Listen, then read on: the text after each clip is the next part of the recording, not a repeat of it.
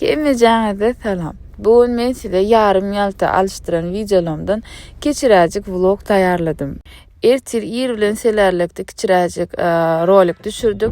Ondan soň ýola düşdük. Uğur nira diýip sorarsaňyz Mara tarap. Penaşkam, Yuska, Oğlu, Karina üşüp Marda bir ullokal market var eken men birinji gelip görýän. Ýöne diýsen uly şeýle bir gowy market eken içinden çykasym gelmedi. Gerek zatymyz alias bir ýeri netlap gidip otyr. Berde men gije yatmanym üçin gaty ýadapdyryn. Igony maşina ýatyp galypdyryn. Men üstümden güllüler öz öwürlük ýerler ýok bolykysna da bir seredim. Şulikisi kaçan benim telefonuma yetişti, onu da düşünmedim olayım. Berde de penaşlar oynatacağını bilen yağlı, kelime yağlık takıp on son yattım. Yağdı o adamdan sutkada yatmadık. Berde de şeydi kilçeren oynat ona çenem. Ağdaşlar böyle işlemedi ettik. Ağlamadı açtık. Son olsa Yusuflar mihmançılar çağırdı bedi. Berde de Karina ağdaşlar değilse inmedik yağlık yine dersiye.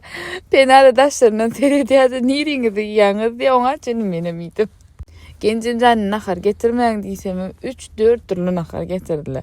Nahar üstüne nahar üstüne nahar. Şeyle mihman söýereken üstaýdan köp sag bolsun aýdýan size de. Ene berde men ýene de wagt tapdym. Ýene de yatmak bilen ýöne Karina jan meni ýatyrmady.